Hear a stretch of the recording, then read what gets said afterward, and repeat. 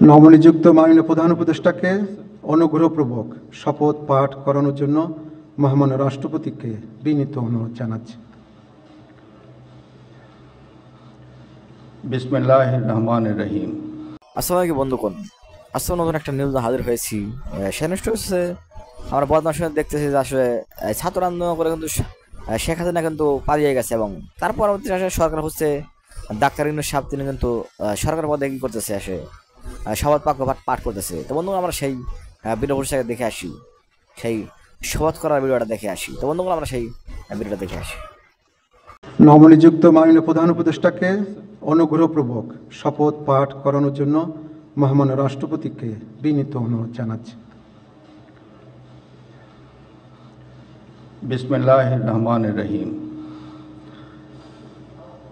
প্রধান উপদেষ্টার শপথ। আমি মোহাম্মদ ইউনূস সশ্রদ্ধ চিত্তে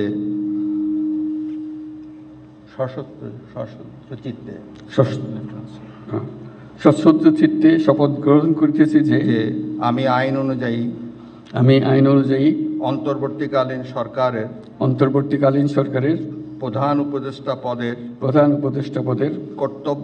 কর্তব্য বিশ্বস্ততার সহিত পালন করিব। আমি বাংলাদেশের প্রতি অকৃত্রিম বিশ্বাস ও আনুগত্য পোষণ করিব। আমি সংবিধানের রক্ষণ সমর্থন ও নিরাপত্তা বিধান করিব এবং আমি ভীতি বা অনুগ্রহ অনুরাগ বা বিরাগের বশবর্তী না হইয়া সকলের প্রতি আইন অনুযায়ী যথাবিহিত আচরণ করিব। এবার মাননীয় প্রধান উপদেষ্টাকে গোপনতার শপথ পাঠ করানোর জন্য মহামান্য রাষ্ট্রপতিকে বিনীত অনুরোধ জানাচ্ছি। আমি মোহাম্মদ ইউনূস সশ্রদ্ধ চিত্তে শপথ গ্রহণ করিতেছি যে অন্তর্বর্তীকালীন সরকারের প্রধান উপদেষ্টা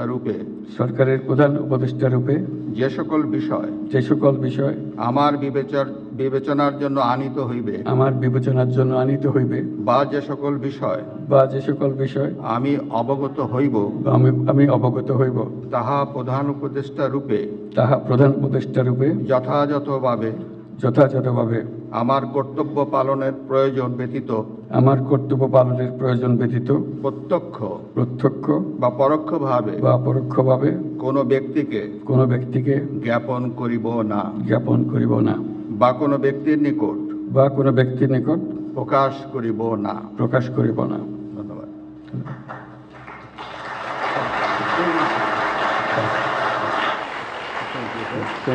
তো বন্ধুগণ আমরা সেই ভিডিওটি দেখলাম যেখানে দেখা গেছে ডাক্তার ইউনূস সাহেব কিন্তু এই শপথ বাক্য পাঠ করতেছে সরকার হিসেবে এবং দেখা থাকে আসলে তিনি কি করতে পারেন আসলে, কারণ হাসিনা যে দেশের যে অবস্থা করে ঠিক আছে আসলে খুবই বাজে একটা পরিস্থিতি স্বীকৃতি করে ঠিক আছে আসলে এই পরিস্থিতি তারা উঠে না আসার জন্য ডাক্তার ইউনূস সাহেব তিনি কি করতে পারেন দেখা যায় সেই বিষয়টি।